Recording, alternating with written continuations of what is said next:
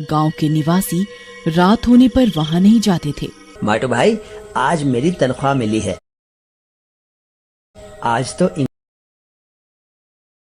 English दारू पियेंगे। शराब पीते पीते उन्हें रात हो जाती है और वे खूब नशे में हो जाते हैं। वे झूमते झूमते अपने घर की ओर वापस आने लगते हैं। आते आते वो खंडहर के पास पहुंच जाते हैं। ओए भूत भूत, कहाँ है बे भूत? निकल बाहर खंडहर से, कर हमसे मुकाबला। भाई, लगता है भूत डर गया हमसे।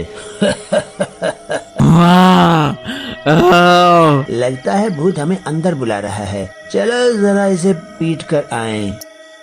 राजू भाई, यहाँ तो चूहे भरे पड़े हैं। गांव के लोग खामोखा इस खंडहर से डरते हैं।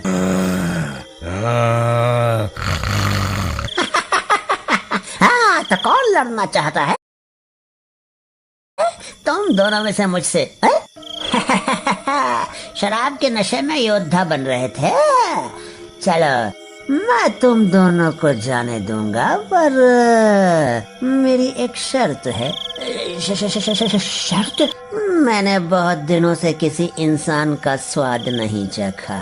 तुम दोनों थोड़ा थोड़ा खून मुझे पिला दो अपने हाथ या पैर से, बस फिर मैं तुम्हें जाने दूंगा। फिर वे दोनों अपना अपना हाथ उसके आगे करते हैं डरते हुए, और वह भूतिया चूहा दोनों के हाथ से थोड़ा थोड़ा खून पीता है और उन्हें जाने के लिए कहता है। फिर सुबह होने पर, मैं तो तंग आ गई हूँ, पूरा दिन शराब पीता है, रात भर सोता है। राजू रानी को देख तुरंत झपट कर उसे काट लेता है। रानी की चीख निकलती है। राजू लोगों को आता देख चूहे की तरह छत पर बने टांड में घुस जाता है। अरे दैया, ये क्या हो गया रानी को? जैसे ही वह उसे उठाने के लिए आगे बढ़ते हैं, रानी भी चूहे में बदलने लग जाती है। भागते वक्त वे राजू का घर बाहर से बंद कर देते हैं। हंता वायरस से एक और शिकार बन गया है। उधर माटू की पत्नी की आंख खुलती है तो वह देखती है उसका पति भी चूहा राक्षस बन गया होता है, पर वह समझदारी से शोरगुल न करते हुए उसे कमरे में बंद कर बाहर निकल जाती है। बाहर आकर उसे राजू और उसकी पत्नी के बारे में पता चलता है। हम सबको समझदारी से काम लेना होगा। मेरा माटू भी एक भूतिया राक्षस जैसा बन गया है, पर वो बहुत आलसी है, इसीलिए अभी तक सो रहा है।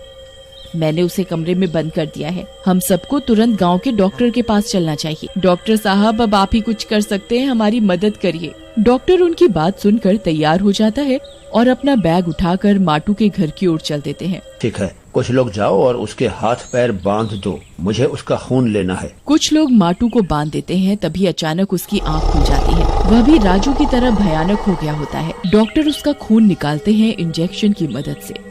छोड़ो मुझे इंसानों, छोड़ो। फिर डॉक्टर माइक्रोस्कोप के नीचे उसके खून की जांच करते हैं और पाते हैं कि उसके खून में हंता वायरस के जीवाणु मौजूद हैं जो सिर्फ चूहों में पाए जाते हैं। इसके अंदर एक खतरनाक वायरस है जिससे ये एक चूहा राक्षस बन गया है। ये जिसको भी काटेगा वो ऐसा ही बन जाएगा। क्या इसका कोई इलाज नहीं है? इसका एंटीडोट वैक्सीन मेरे क्लिनिक में है, मैं जल्दी से लेकर आता हूँ।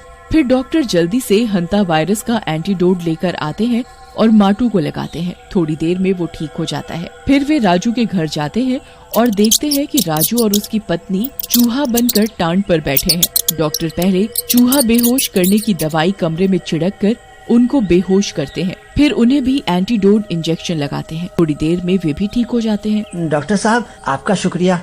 जी, आपने हमारी और हमारे गांव वालों की जान बचाई। फिर वे उन्हें उस रात की घटना बताते हैं। हमें इस बीमारी की जड़ यानी खंडहर में छिपे मेन चूहा राक्षस को मारना होगा, नहीं तो वो किसी अन्य गांव वाले को भी शिकार बना सकता है। फिर वे सब टैंकर भरकर एंटीडोट ले जाते हैं और पाइप की मदद से पूरे खंडहर पर छिड़क देते हैं। वहाँ से राक्षस के तड़पने की आवाज आती है। थोड़ी देर में वह दम तोड़ देता है। इस तरह वे गांव वाले हंता वायरस के प्रकोप से बच जाते हैं।